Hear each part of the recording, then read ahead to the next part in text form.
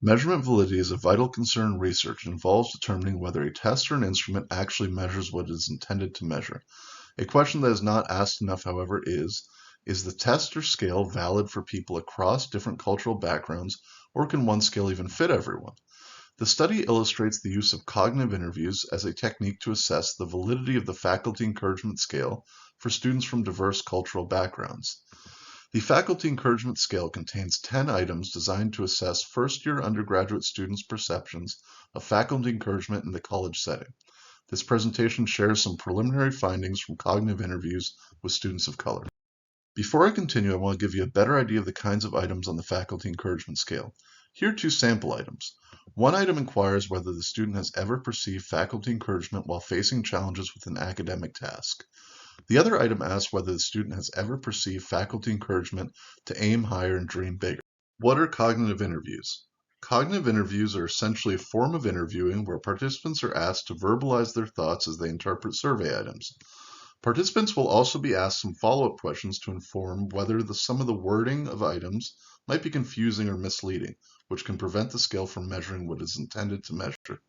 From the interviews conducted so far, we have identified 3 potential topics.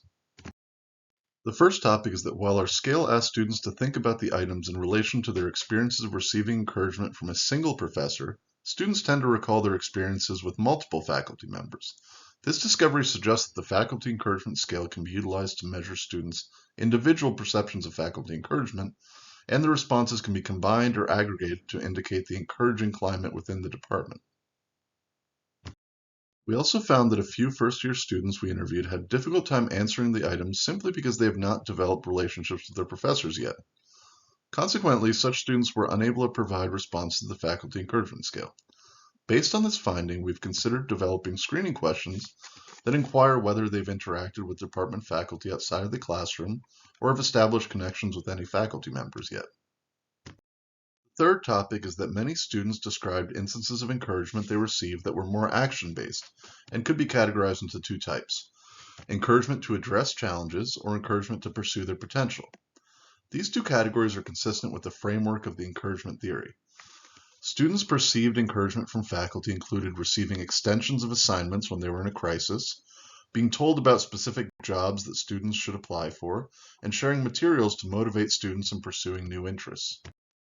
These topics from the cognitive interviews have provided us not only with interesting implications for the development of our scale, but for educational practices in general.